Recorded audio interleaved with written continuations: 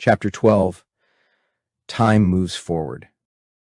Evan stood still in front of the sunrise, watching the soft light stretch across the digital horizon. And for the first time in over trillions upon trillions of years, it wasn't the same sunrise. A bird's path through the sky was slightly different. A child's laughter in the park below was unfamiliar. The coffee stand he passed on his morning walk had a new flavor on the menu. Time was moving forward. He had to be sure. He spent the entire day verifying it, repeating what he had done countless times before, but this time, the difference was undeniable. The loop had broken, the cycle had ended. But how had he triggered that changed? He didn't want to be alone when he confirmed it. At 7 a.m., Evan sat at a corner table in the cafe they used to frequent before everything fell into repetition. The place was quiet, bathed in amber morning light. One by one, his closest friends arrived: Sonia, Daniel, Tina, each still brushing off the haze of sleep, drawn not by habit but by urgency. There was something in Evan's voice when he asked them to come, something different. Evan's voice trembled as he spoke, not from fear, but from feeling. For the 1000th time, he told them everything, about the loops, the resets, the endless days, about the pain of remembering when no one else could.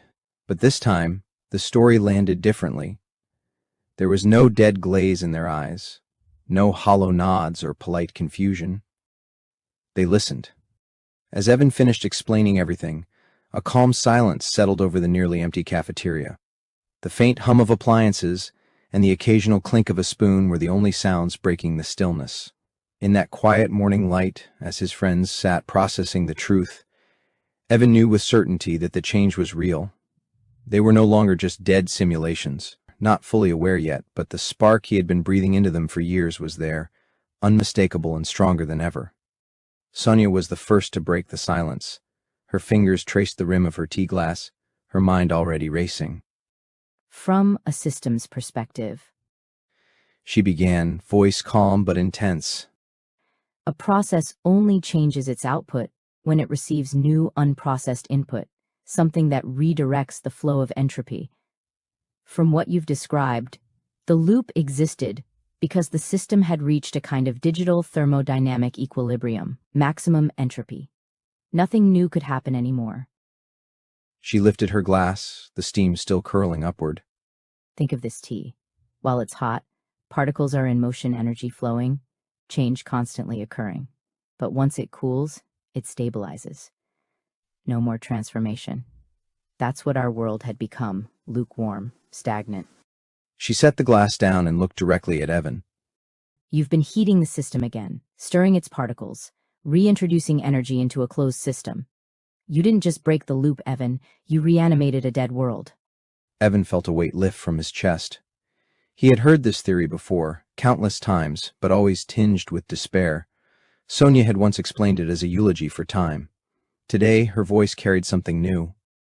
Hope. Tina leaned forward, her hands clasped in front of her. If that's true, she said softly, then it means Evan's been reaching people, a lot of people, enough to generate real change. She turned to him, eyes wide. Do you know how many you've awakened? Evan hesitated. It varied. For deeper connections, sometimes a week. Others took longer. I guess over the last 5 years, maybe around 260. Daniel frowned. That's not many, not compared to how many people exist in this system. Sonia, is that really enough to tip the balance? Sonia considered the question, then nodded slowly. It shouldn't be, but we're in uncharted territory. These emotional connections, your threads, Evan, maybe they work like chain reactions. One spark ignites another. A single ember can light an entire forest. Tina smiled, her energy radiant. I believe that. Music works the same way. A song touches one person and suddenly it spreads. It transforms everyone who hears it and even those who only feel the echoes. Sonia remained skeptical, but didn't object. I want to believe that. A moment passed before her words settled. The group sat in quiet reflection, the air between them buzzing with something they hadn't felt in ages, anticipation. They had broken the curse. The future was no longer a myth, it was unfolding before them. Then, at 8:30 a.m., everything changed. The cafe had a tradition of keeping the news stream off. Customers preferred silence, a final moment of peace before facing the world. But the moment the feed flickered to life, the news struck like a blow. Their faces drained of color as the headlines unfolded, and the world shattered. A news anchor, visibly shaken, was mid-report.